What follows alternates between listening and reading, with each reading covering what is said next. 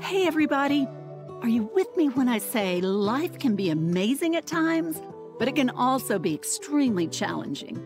I know, I've been there myself, learned some valuable life lessons along the way, and now I'm here to help you. It's no coincidence you found your way to the Relevate podcast. I'm your host, Rena Olson, a self-proclaimed inspirer of others. Together, we're going to dive deep into raw and honest conversations with real people. My hope is that through these stories, you too will be inspired and ready to tackle whatever's holding you back or breaking your heart. Then you'll be free to live a life of purpose and true fulfillment. I promise it's possible. Let's relevate.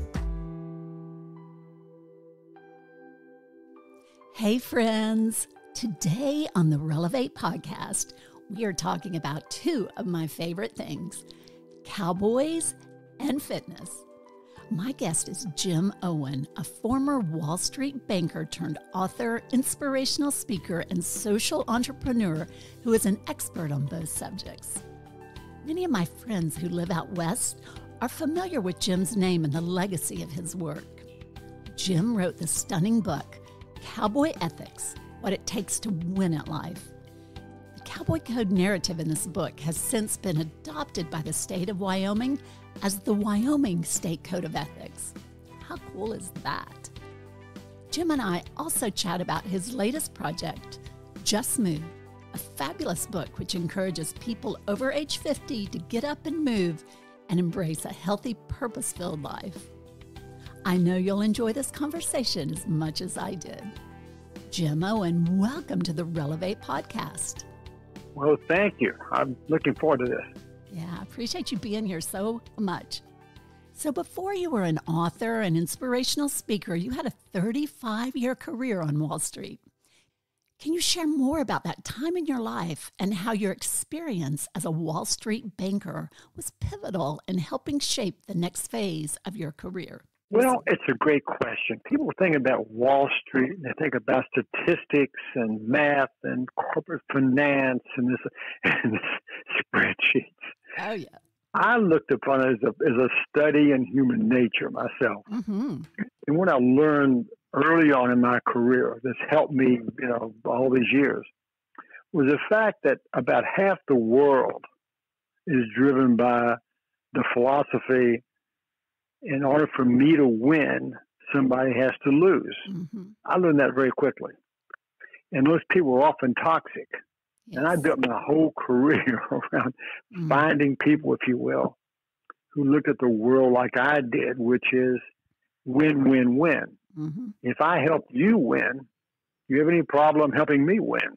No. And you said, no, I don't mind at all, as long as I win. So how old were you when you wrapped up that career as an investor? Well, I think I was about 60 years old plus. Cool. Mm-hmm. Very good. It's been a while. Okay, so you're still... I look back with great fondness, and I have to tell you, the industry has changed so much since I started it. And but that's true of life. Life's changing, and you have to be able to change with it. But the business today is a lot more challenging and difficult, if you will, than when I was in it. I'll just leave it at that. Yeah.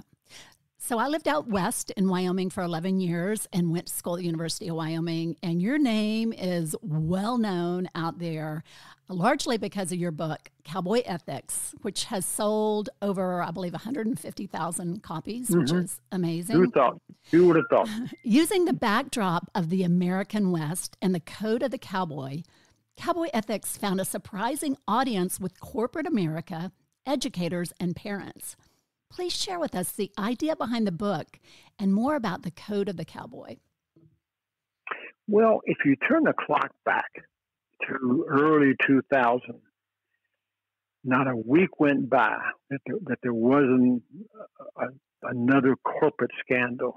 And I don't need to go through the list, but it's a long list. Yeah. Enron, WorldCom, it went on and on and on.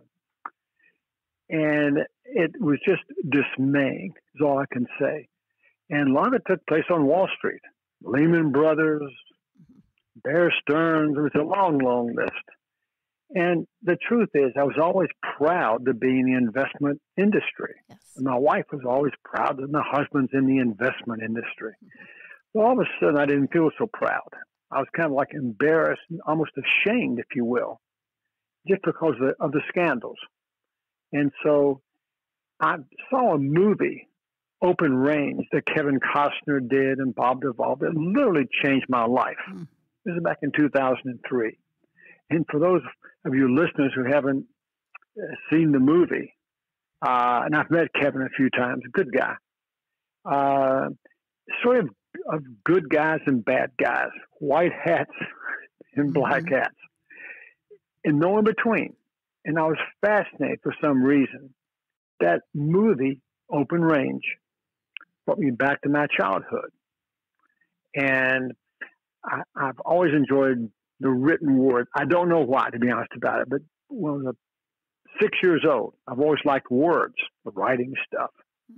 I didn't have a lot of math skills or a lot of skills I don't have, but I could always write.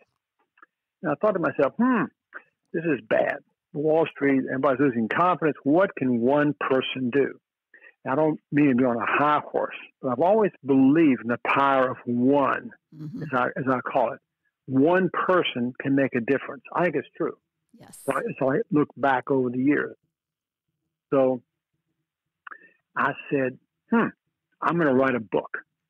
And for whatever reason, I don't know why I picked cowboys. And I said, the Code of the West was never written down. And I said, I'm going to figure this thing out. So I read 100 Western books, watched 25 of the classic Western movies, Lonesome Dove, Red River. I've seen them all a dozen times, as my wife would tell you. And out of this came my take on the Code of the West. Yeah. It's just 10 principles to live by. Okay, live each day with courage. Take pride in your work. Know where to draw the line. I thought the book might sell up 500 copies. And for whatever reason, I can't explain it. It just caught on. It literally, Cowboy Ethics literally created a movement. And in 2010, I did a documentary with a guy named Jim Havey out of Denver and called Code of the West, Alive and Well in Wyoming. It was a 30-minute, 40-minute documentary. And out of that result, the state of Wyoming in 2010 adopted this code from the book Jim Owen as the official code of the state. How cool is that? That is as far as we know, it's the only state that has a code. But the code, and I give a nod to David Stecklin. David did the amazing photographs. The book is actually a coffee table book. And most amazing pictures. I didn't take them. David Stecklin, who passed away, unfortunately, did. But the pictures, combined with what I like to think is good writing, is kind of, I married images with what I think is good writing. And the result was something that's inspiring people. I can't explain it. So we do a lot of work with youth groups, Boys and Girls Clubs, 4-H, FFA, and I can document that we have, Cowboy Ethics has reached over 70,000 young people, high school, middle school, even elementary school kids. It's been an amazing ride. And all I can say is I learned pretty quickly when it comes to ethics.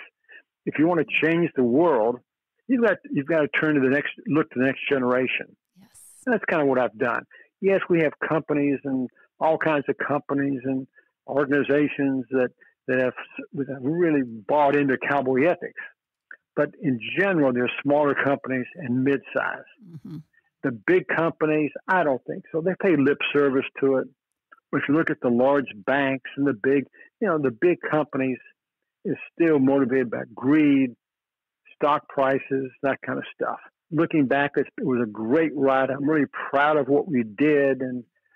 And the book is really not about cowboys. It's a book about self-discovery, being a better person inside yourself.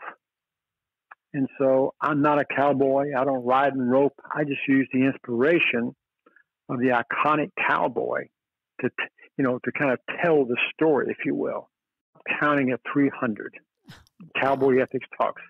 You Navy SEALs, FBI Academy, West Point. It's amazing that, Fortune 500 companies, and then small companies, law firms, CPA firms, cattlemen's associations, and why people would be so interested in this topic, I don't know. I will tell you real quickly, when people talk about ethics, it can be the most boring topic in the world. It's usually a philosopher from Harvard, Department of Philosophy, talking about Socrates and Plato. That's hard to identify with that. Or it's a guy from Notre Dame, a theologian, And me, I'm talking about cowboys and cowgirls and horses and that kind of stuff.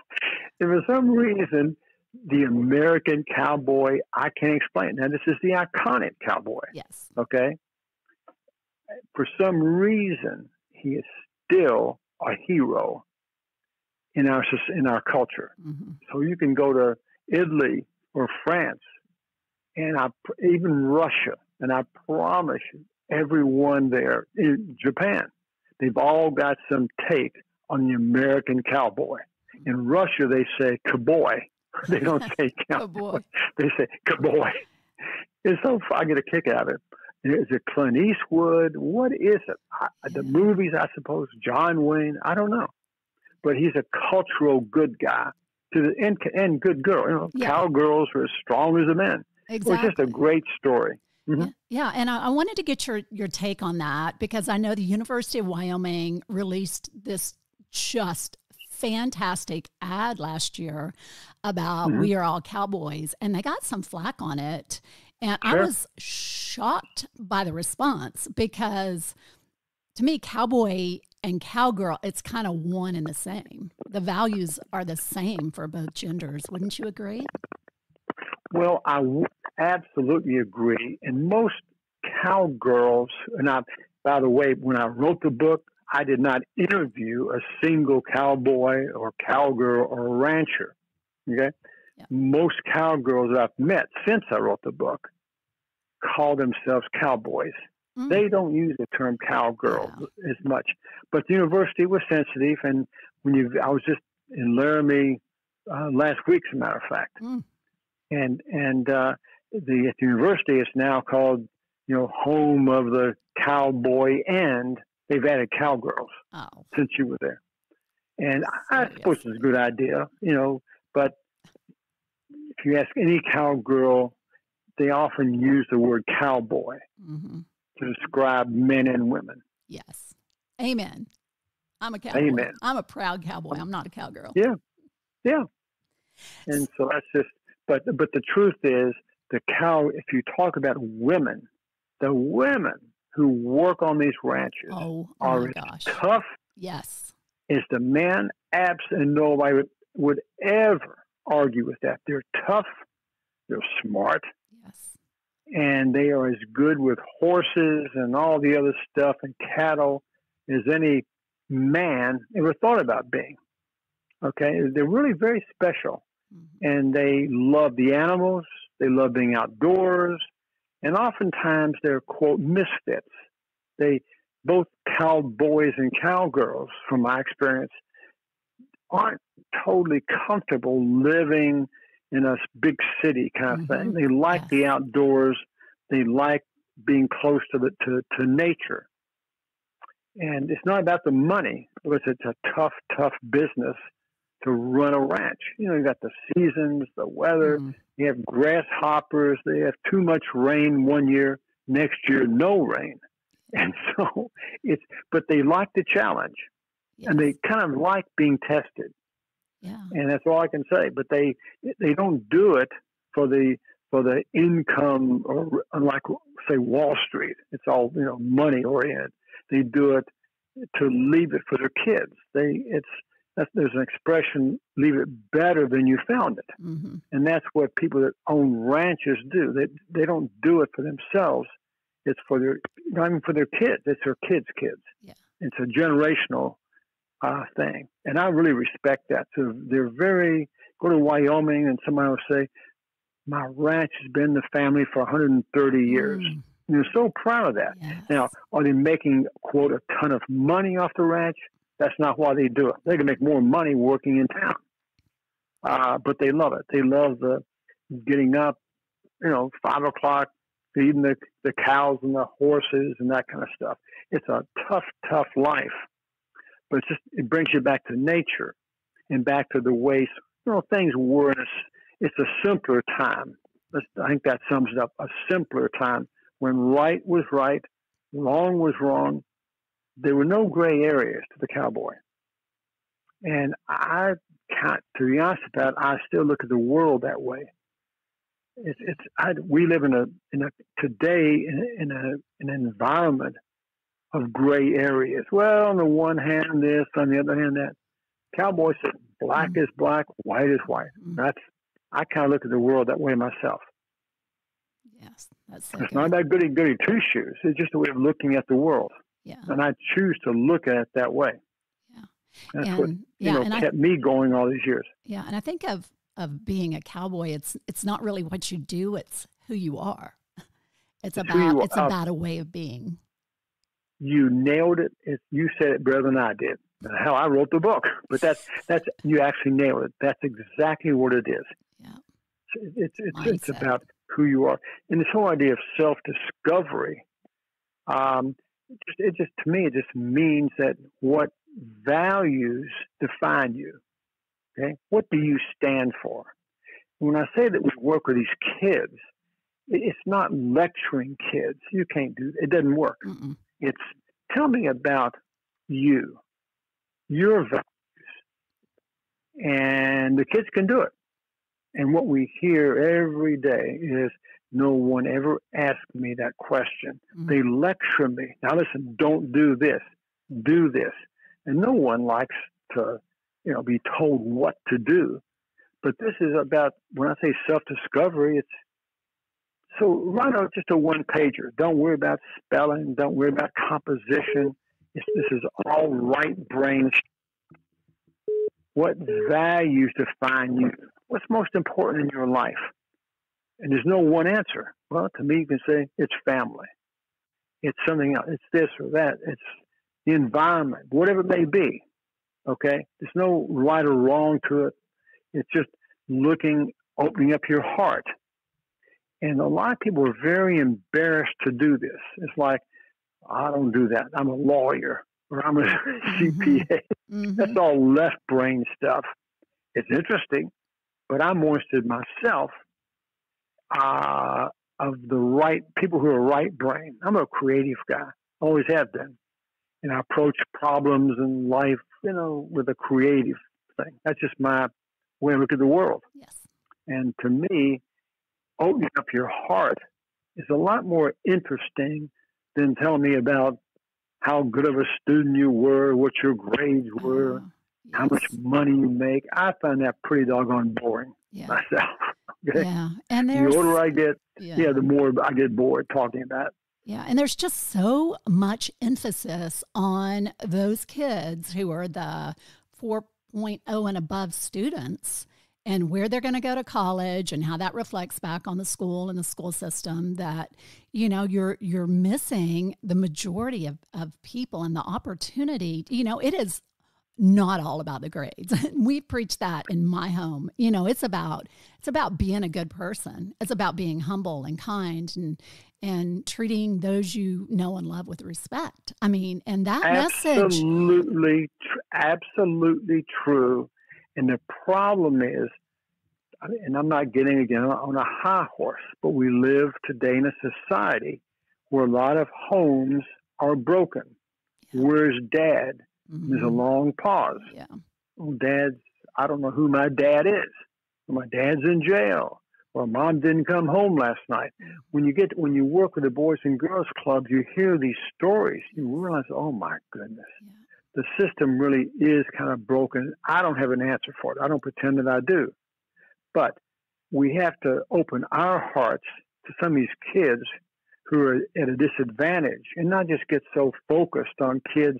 I think it's wonderful that somebody says, my son went to Yale, Harvard. I think that's terrific. Mm-hmm. God bless him and you. But that's one tenth of 1% of the population. I'm more worried about somebody who is struggling to get by, but they do the best they can with what they've got. That's what life is. Given your issues, given your background, given your troubles, given whatever, okay, take responsibility for your life because you are the author of your own life story. It ain't me. I can't do it for you. You have to do it. And that's sort of the message of Cowboy Ethics. Mm-hmm. You're the author of your own life story. And what we've got to get back to is the notion of the cowboys and cowgirls know it takes hard work. Yes. It takes real effort to work on a ranch. Mm-hmm. Now, if it was all riding and roping, that'd be great. It's also jobs that no one wants to do. Mending fences when it's 105 degrees. That's hard work. Yes. And so feeding the animals when it's below zero. Yes. Say, I think I'm going to sleep in today. Mm-mm. I don't think so. I think somebody's got to feed the animals. And if you don't get out of bed, I know it's 10 degrees below zero in Montana, who's going to feed them? And the answer is, I've got to be responsible. This is my job. I'm going to do it to the best I can. And that's why when you meet people who live in Wyoming, as you did, Montana, I have so much respect for them. But farmers have the same mindset. So farmers, cowboys, they're all the same. They just work on the land, work with animals, and very, I think, more conscientious of the good things in life than a lot of people who may work in the cities. They feel so stressed just getting to work in the morning. Mm-hmm. I would much rather sit down and talk to somebody who is working for a small nonprofit, who has a degree in sociology and is really affecting true life change in their little sphere of the world. You know, give me a coffee chat with that person any day versus somebody with an Ivy League education, because what can you do to make the world better? That should be the big question. I know. I echo that. I'm going to tell you, if I may, one real quick story. Absolutely. There's a wonderful professor. I didn't go to Harvard Business School. I didn't go to business school. Okay? But there's a wonderful professor there. I guess the most popular professor at Harvard Business School. So I've read. He said it's interesting that every 5 years they bring all the graduates back. And he said in the first 5-year reunion of Harvard Business School graduates, almost everyone comes back. And he said what we drops off. If you come at 10th anniversaries, it really drops off at 15 and 20 years. And he said, why? Why is that true? And he did some research. And he said, you know, a lot of our graduates, top students, are embarrassed. They're on their third marriage. Yeah. Their kids are drug addicts. Yes, they've made money perhaps, but their lives are a mess. And they're embarrassed to come back. And here are the brightest of the brightest. He said, we're doing something wrong in school if all we're doing is teaching, you know, finance and accounting and stuff like this. We've got to get beyond that. And I couldn't agree more. So a lot of people, okay, so you've made some money. And this is in the book, Cowboy Ethics, okay? Anyone can make money. It's much harder to make a difference. Yes. So when you look at people who've got, quote, money, a lot of them are miserable people, miserable with themselves. And they know it. They look in the mirror and say, what have I done with my life? Yeah, I've made some money. We're the whole family is materialistic. This is not good. Yeah. You got to go beyond that. And so, again, I don't want to be on a high horse. I'm not Mr. Perfect. I don't look at the world that way. I just do the best that I can, given my shortcomings, given my own weaknesses. Just do the best that I can do. That's all you can do. Well, I love the example that you're setting for what can one person do. You know, your impact with Cowboy Ethics, oh my word. I mean, you will never know the ripple effects that book is having in the world. And you've switched gears and you have a kind of a new life calling now. I'd love to talk a little bit more about that and how when you reached the age of 70, your life took a surprising turn. Tell us more about that. Well, when I turned 70, I was in terrible shape. My back was killing me. I mean, excruciating pain. Both knees were shot. My right rotator cuff was frozen. Oh, that means I couldn't raise my right arm, even parallel. And if that weren't enough, I was probably 20 or 25 pounds overweight. And I was a mess, to be honest about it. I looked in the mirror, and I'll never forget, on my 70th birthday, and I said, oh my God, this is what old age looks like. And I came across one statistic that has changed my life, much like this movie did, years ago. Open Range. This one statistic, I want to share with your audience. And this is not my opinion. This is like Harvard Medical School or something like that. Mayo Clinic. If you make it to 70, this is out of a big, big, big population. This is not 10 people from Finland. This is 100,000 people. If you make it to 70, statistically, you'll live at a minimum another 15 years. Wow, that's good. And I said to myself, if I look like this now, can you imagine in 15 years, I'll be, I don't know, with a walking cane or limping or in a wheelchair. And so, it's all downhill. So I said, I've got to do something. Now, what is that something? I was never an exercise nut. Oh, when I was in high school, in sports and all, and I wasn't that athletic. I was kind of slow and cumbersome, whatever. But I was too busy when I built my career to really exercise. I took a stab at it when I was about 50, got hurt, lifting, quote, weights with a bodybuilder. Can you imagine this? I mean, I was nuts. And so, a long time, I said, I'm not going to do anything. And I was traveling, doing my Cowboy Ethics, late night dinners, airports, just having, drinks at dinner with people and that kind of stuff. And I said, I've got to do something. And so I didn't know what to do. And I started reading and talking to people. And out of this, I said, okay, I know what to do. I've got to start exercising. And all I can say is 9 years later, okay, I'll be 79 in October. I'm in the best shape today of my life. I weigh less than I did in high school. That's amazing. And I could not do one push-up on the first day I worked out. It's really embarrassing. Like, what? Anybody can do one. I couldn't. I can do 50 push-ups now. I don't do it every day, but I do at least, once a week. I do push-ups, and I'm banging out 50. The funny thing is, and no one believes this, 50 is no harder than 5 if you're out of shape, if you're weak. And so what I did, I set real short-term goals. And also, it's a mental thing. Again, a lot of people would you might challenge this. I can promise you, this is what I've learned, is that getting fit, staying fit is about 70% mental. It's a mental challenge, not physical at all. Totally. So I couldn't do one push-up, and I said, maybe I can do one. I just kept working at it. Said, okay, I did one, pretty good form. Maybe I can do 2. And then maybe I can do 3. But I didn't put a time on it. I said, if it takes me 6 months, I'm not going anyplace. So it took, maybe at the end of 6 months, maybe I could do 5 with good form. And then once you do 5, well, maybe I can do 10.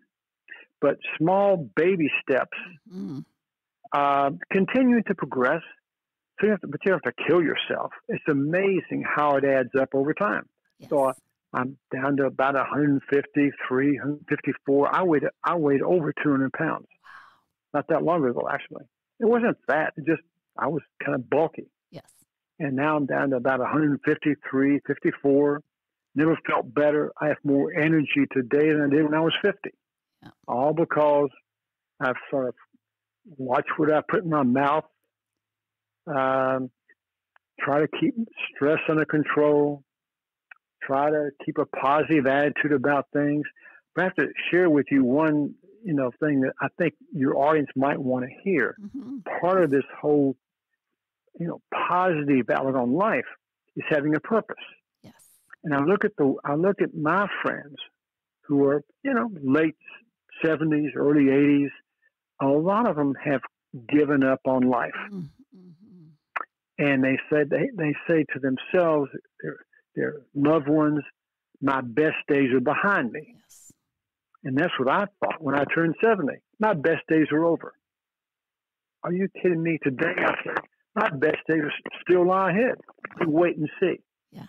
I think that's true. So there's a positive attitude that a lot of older people withdraw from life. Mm-hmm.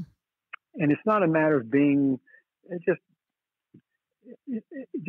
being social, and in the sense of having friendships, a sense of gratitude, but I call it a sense of purpose.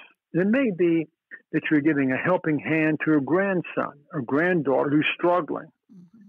That's making a difference in somebody's life.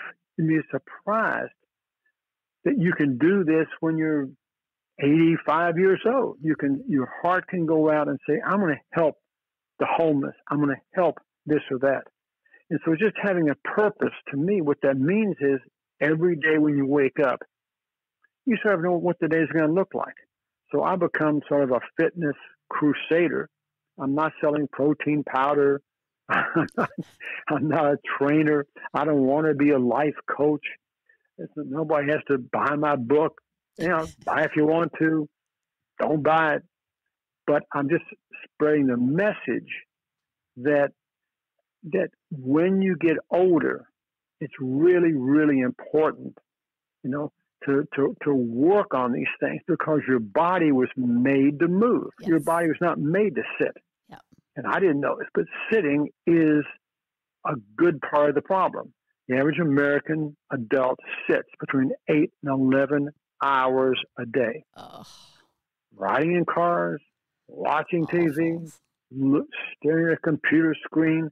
And so this is not about, say, I want to be Mr. America, or I want to look good in a bathing suit. It's nothing to do with that. It's being what I call functionally fit. And that just simply means I want to be able to move through the everyday actions of life, getting up from a chair, walking down the hall to go to the bathroom, whatever, just ordinary things. Mm-hmm. Drop a purse, for example, if you're a woman on the ground, being able to pick it up and not say, oh, my back's gone out. So that's what I call functional fitness. This has nothing to do with bodybuilding, nothing to do with how much weight you can lift. You don't even have to have weights. You can just do it with your body weight. Mm-hmm. But our bodies were made to move. We forget that when we get older. Well, I've worked hard my whole life. I deserve some rest.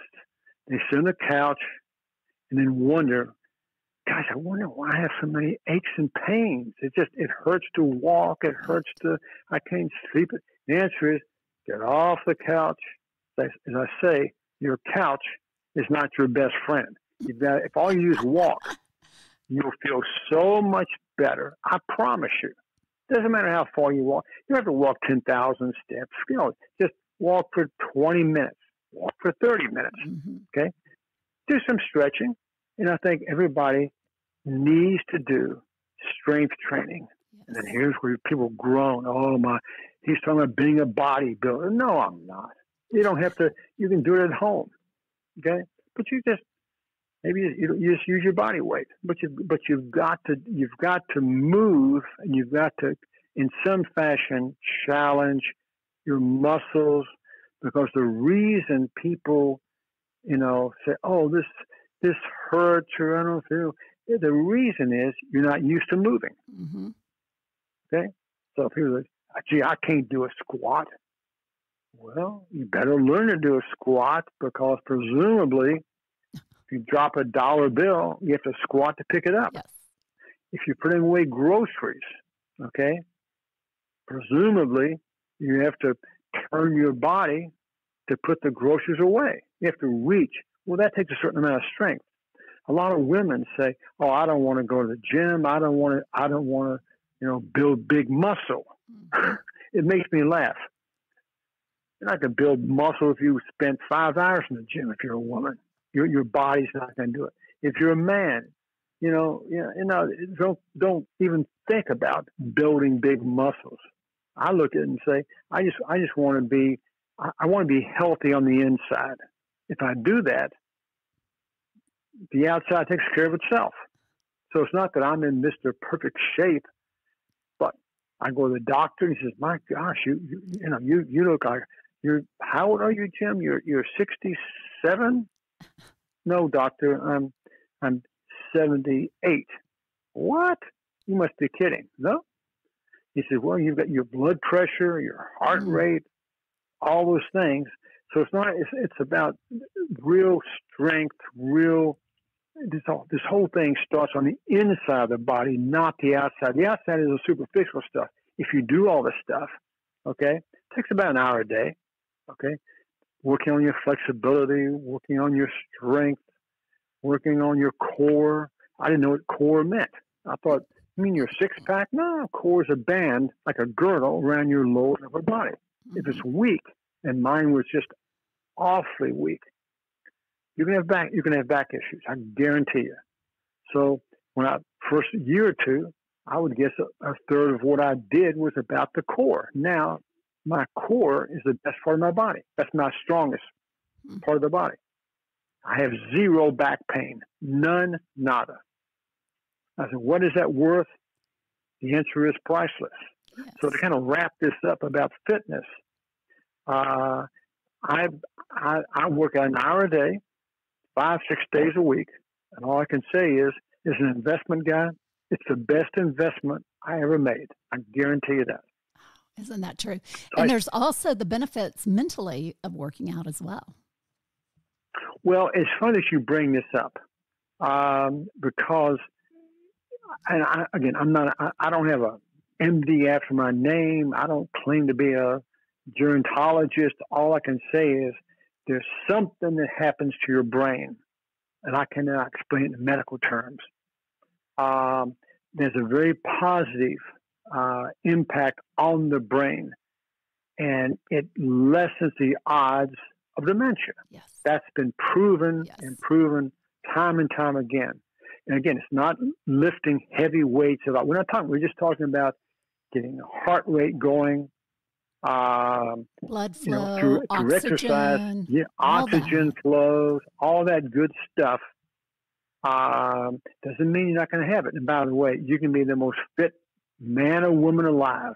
You can still have issues. So let's don't kid ourselves. Yeah.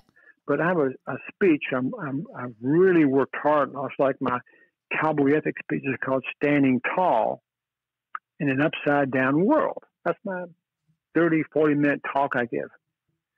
And my talk on fitness, if you will, or wellness, whatever you want to call it, is called Live Longer, Live Better. Mm-hmm. And all I can say is I made the decision to take control of my future. When I turned 70, I said, I'm going to do whatever I can. And I bought a T-shirt. If you want to say, Jim, what's the secret to getting fit? Well, a secret is there's no secret. But I'll give your listeners a tip.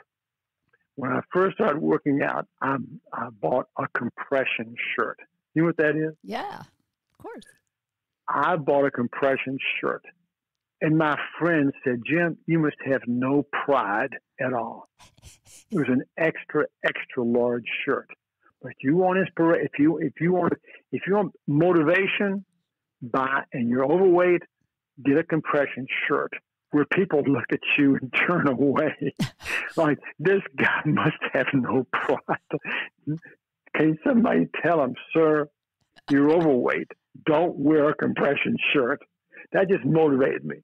And now I wear a medium compression shirt. I'm nice. ripped. Sure. Look, and so I for some reason, I don't know why, I've always loved, I've loved war since I was a little kid. I don't know why. I had my design gal make up a T-shirt that says 80 years young. That's awesome. And I started wearing it about 5 years ago. They said, "Are you 80?" I said, "No, it's aspirational. I'm 75. I want to be 80 years young." And I wear this almost, 3 or 4 times a week. And when I worked out, I have a shirt. Again, these are all compression shirts. The shirt says Geezer Fit, Geezer Fit. And I wear this when I walk around Austin, Texas. Gee, this guy's got a Geezer Fit. That is awesome. But it's funny. It just keeps me motivated. And I love it. I have a brand new. I'm a computer guy. My mind doesn't work that way. I just own the domain. I guess you call it. What do you call this? Just live longer, live better. And I think this is going to make a nice gift for somebody. It could be on a T-shirt, could be on a whatever. I don't know, a wine glass, whatever. It's just a philosophy that appeals to me. Live longer, live better. But by the way, no matter how fit you are, believe me, you can get hit, okay, with a disease or something happens to you out of nowhere. And we all know that. Mm-hmm. But I want to give your audience, and I've gone way beyond my allotted, interview time. No, you're good. But I do want to make one point. This is on a serious note. Okay, there are 100 million people, Americans, over the age of 50. Now that's not me talking. That's the census talking. 100 million people. Would you believe that 70 million people? That's again of the 100 million. 70 million people are dealing with one or more serious chronic health conditions. That's the fact. Yes. Say what? Mm-hmm. High blood pressure, heart disease, cancer. And these are what we call non-communicable diseases. Mm-hmm. And I want to throw this out to your audience. What do you think these life-threatening diseases have in common? What's the common thread? Behavior. It is. Mm-hmm. Behavior. The word that I use is it's behavior/lifestyle oriented. Yes. So for the women in the audience, let's just take an example. There's no jokes. This is not, this is just serious stuff. Okay. If you smoke, if you're a woman and you smoke, and you say, "I do no exercise at all," and you're overweight, you will likely have breast cancer. Unfair? Sure. Life's unfair. And so what I'm on my Jim's mission today is I want everybody to know, okay, 40% of Americans are obese. That's a medical term, obese. So we have the dubious distinction. We are the most obese country in the world. We're number one. Mm-hmm. More than Mexico, Brazil, you name it. And a lot of us do the fact is we're eating junk food. And again, I'm not a goody two-shoe guy. Okay, I'm just saying you got to watch what you put in your mouth. Yes. Okay, not exercising at all or enough, and this obesity is causing havoc. Just imagine if you go to the airport today. Doesn't matter if it's Atlanta, New York, San Francisco. When you look at the people in the airport waiting to get your plane, the rate of obesity. I'm not talking about saying I need to lose 20 pounds. I'm not talking about that. That's overweight, obesity. Okay? You can say those people are going to face a future of pretty bad pain, hips, backs, knees, and so on. And who's going to pay for this? So, like most of your listeners, I'm guessing, I watched, not the whole thing, but I watched, maybe half of the debates, Democratic debates. Not one person brought up prevention. Not one. Our president, whether you like him or don't like him, says, I hate exercising. Ugh. So we live in a world where everybody's talking about how do we pay for health insurance. What I'm on a mission to talk about is, why don't we start a conversation about every single person needs to accept some responsibility, like Cowboy Ethics, for their health.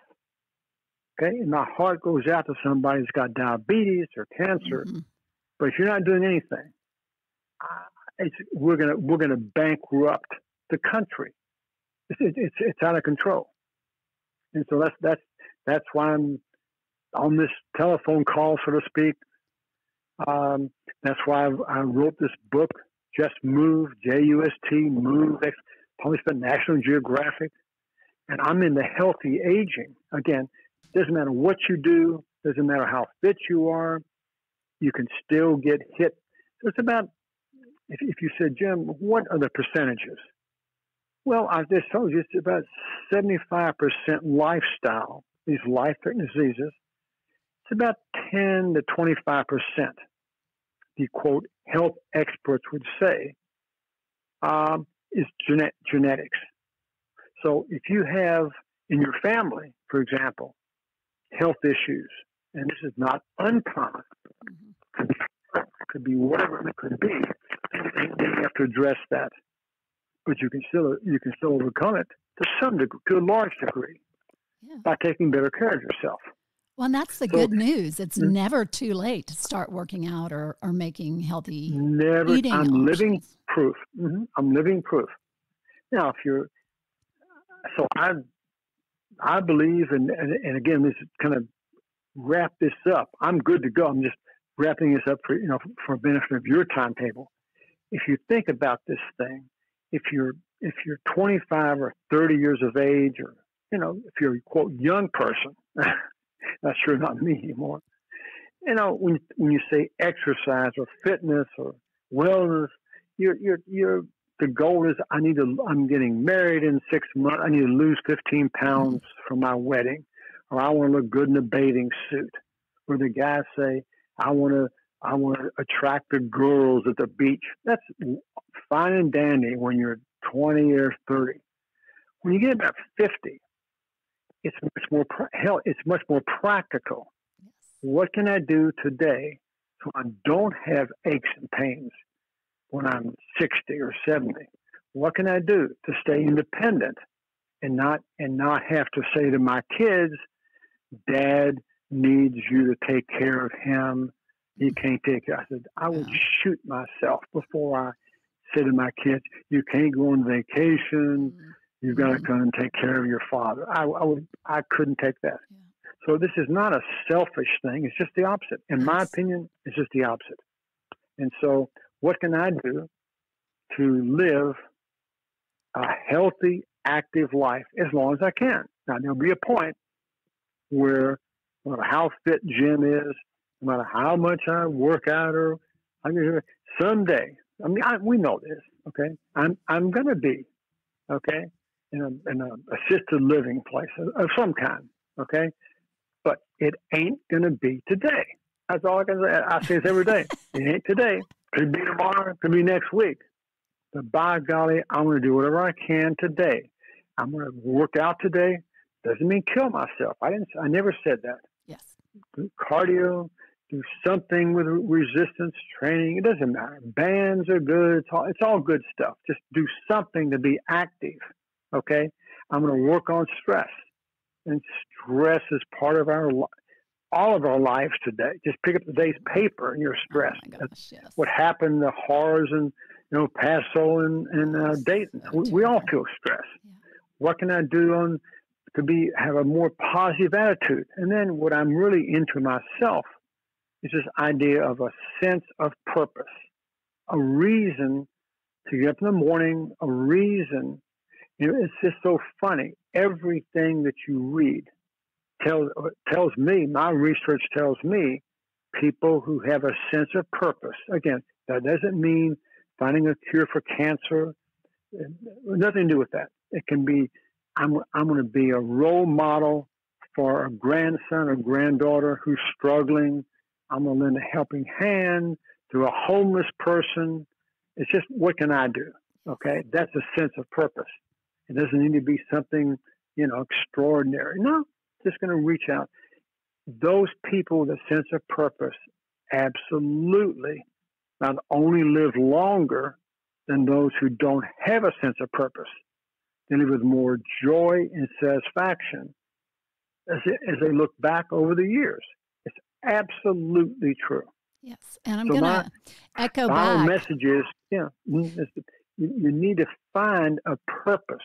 Yes. Now, of course, when you're young, I need a career. I've got to pay mortgages. I've got to raise my family. That's all true. But at a certain point in your life, presumably you're older, well, you're 65, 70, whatever. Presumably you have the time to think about these things. That's all. Yeah, and I like any behavior change. It starts with baby steps. I think people get overwhelmed with the bigger picture of, oh my God, I'm 70, I'm in terror, or 50 or 30. I mean, I know plenty of people who are out of shape and are a fraction of the age that you are. But, you just got to get moving. And I love the title of your book, that it's not, discovering the Adonis within. It's like, nope. Just move. Well, it's very funny. You just said two words that I don't talk about too much. I don't know why. It's just people have a hard time with this, okay, for some reason. But it's just funny. You hit my hot button. You know what the two words were? What's that? But it's behavioral change. Yes. And I've started I'm doing a documentary called The Art of Aging Well. And it's got a 30-minute documentary. I have a colleague, Jim Havey, who lives in Denver, where I used to live. And I've known Jim for 30 years, and we've done projects over the years. Jim's the one that did the Alive and Well in Wyoming. Again, I'm a producer. So what does that mean, producer? Well, you raise the money, you hire the people, you just want to do the marketing. But I don't get behind the camera. That's what Jim does. Jim has won 3 Emmys. Not one, 3 Emmys for documentaries. So my goal is to win a documentary for this it's called The Art of Aging Well. Love it. And it's all about, can we change behavior? That's what Jim and I are trying to do. You cannot do it by hectoring, cannot do it by body shaming.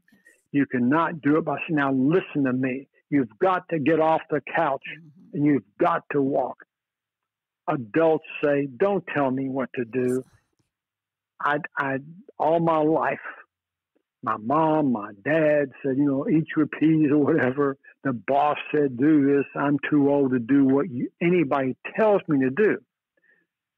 I understand that. So we're trying to inspire people. We're trying to change behavior by inspiring people. And I believe in my heart we can do it. So we started this thing in June, and we're doing inspirational stories of people who've overcome. So somebody who's an athlete would say that this is a true story, gets not just hit by a truck. We're talking about half his body was broken, okay? The doctor said, you'll never walk again. The guy says, well, thank you, doctor. He goes through rehab. Can you imagine the pain the guy goes through? Every bone in his body, so it's because it's broken, okay? And the guy, 1 year goes by, this guy is now swimming. He is on his bicycle. I said, oh, my gosh. Well, that's a story. You feel bad because you've got this or that. How would you feel if the doctors told you you'll never walk again because of your injury. This guy says, "Thank you, doctor." He goes back and he goes through rehab twice a day. And a year goes by and he says, "I'll be doing Ironman competitions. Just give me a couple of more years." I said, "What?" "Oh, yeah." So when I feel bad, I've got arthritis in my left hand. Poor me. So the high is to tell these stories of somebody who's overcome. Okay. And so I'm looking for inspiring stories right now. And so we're filming. We've already started filming. What we have so far is great. If all goes well, we should be finished sometime, late spring, maybe as late as May. But the idea is we're going to give the film away. Give it away. So if you're in an old folks home, if you're in a YMCA, whatever it is, there it is. This is a public service thing. Nothing with Republicans and Democrats. Says everybody. Let's put that aside and say everybody, okay, needs to get off the couch and do something. Otherwise, we spend $3 trillion a year right today, more than that actually, on healthcare. It's going to be $5 trillion if we don't work on prevention. Okay? And that's what I'm talking about. What can I do as an individual to live a healthy, longer life as long as I can, knowing at some point I'll probably have Alzheimer's, or I hope it's not for 10 years, but sure, at some point the body does wear out like a car.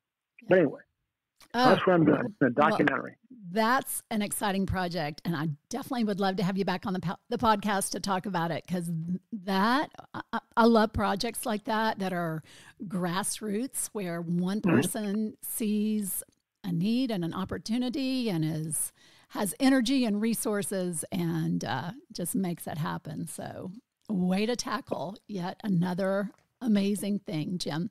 So one last question for you. The word relevate means to uplift or inspire. What words do you have to encourage our listeners as it relates to Cowboy Code or finding fitness no matter what phase of your life you're in? I would say that I use the term standing tall. That's how I picture inspiration, standing tall in an upside down world. The world's upside down to a lot of us. We're off track somehow. And I believe what it's all about is reaching for the best in yourself and using the power you have to lift up others. That's what that's my personal philosophy.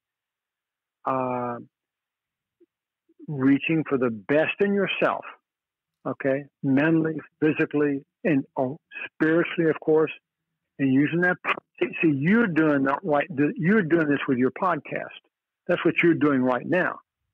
You're helping other people to think about these things and to reach for the best in themselves. The second part of that is use that power to lift up others. And you say, well, how do you do that?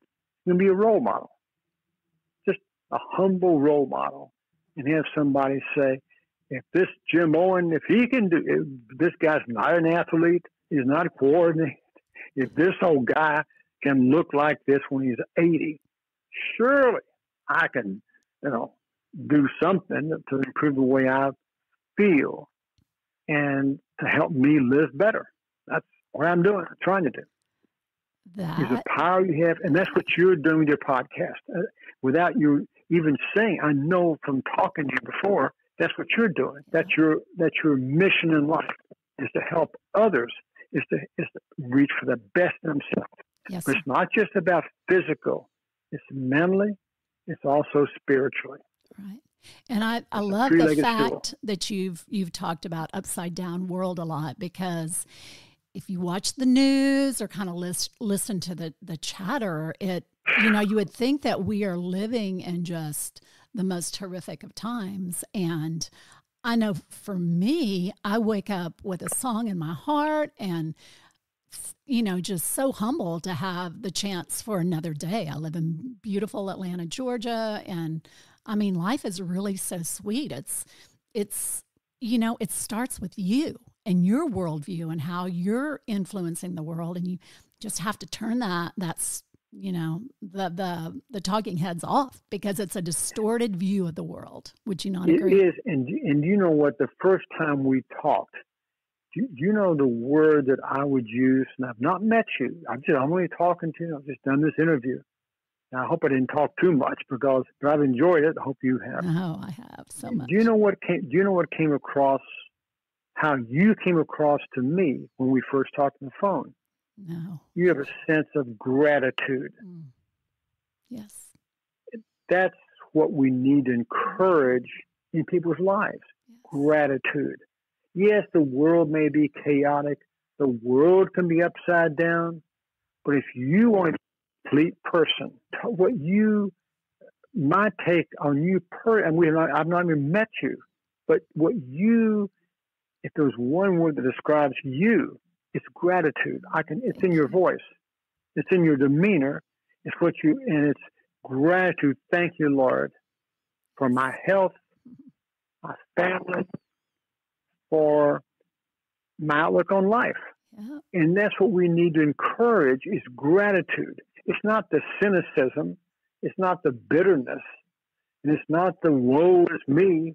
Yeah. And it's not any of that. It's just gratitude that we all need to feel. And that's how you come across. And that's why you're doing the podcast. It's gratitude that you're sharing with other people. That's how I would describe you. I haven't even met you. That's how you come across.